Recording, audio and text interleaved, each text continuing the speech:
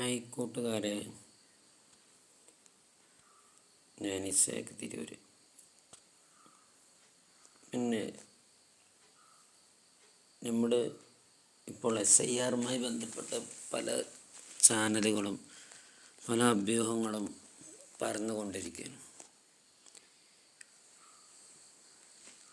നമുക്കറിയാം, നമ്മുടെ നാട് ഒരു വരുമാന സർട്ടിഫിക്കറ്റിനോ മറ്റുള്ള സർട്ടിഫിക്കറ്റിനൊക്കെ അക്ഷയ സെൻറ്ററിൽ പോയി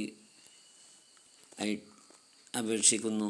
അത് കമ്പ്യൂട്ടറിലൂടെ ആണ്, സിസ്റ്റത്തിലൂടെയാണ് നമ്മുടെ എല്ലാ പേപ്പറും കാര്യങ്ങളും നമുക്ക് കിട്ടുന്നത്. ആധാർ അടക്കം പാസ്പോർട്ട് അടക്കം വെരിഫിക്കേഷൻ നടക്കുന്നത് കുറേ സ്ഥലങ്ങളിൽ സിസ്റ്റത്തിലൂടെ. എന്ന കാലത്ത് ഇപ്പോൾ ഒരു 3-4 പേപ്പറും അതിൻ്റെ കൂടെ ഡോക്യുമെൻസും ഇതൊക്കെ വേണമെന്ന് പറഞ്ഞ് കവലകൾ തോറും പൂരിപ്പിച്ചു കൊണ്ടിരിക്കുകയാണ്.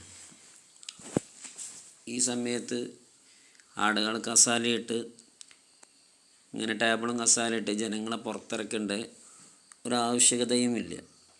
നമ്മുടെ SIR ഫോം അത് സിസ്റ്റത്തിൽ നിന്ന് എടുത്ത സാധനമാണ്. ആ സിസ്റ്റത്തിൽ നിന്ന് എടുത്ത സാധനം സിസ്റ്റത്തിൽ നിന്ന് തന്നെ പൂരിപ്പിച്ച് ടൈപ്പ് ചെയ്ത് വിട്ടാൽ എത്ര നന്നാകും.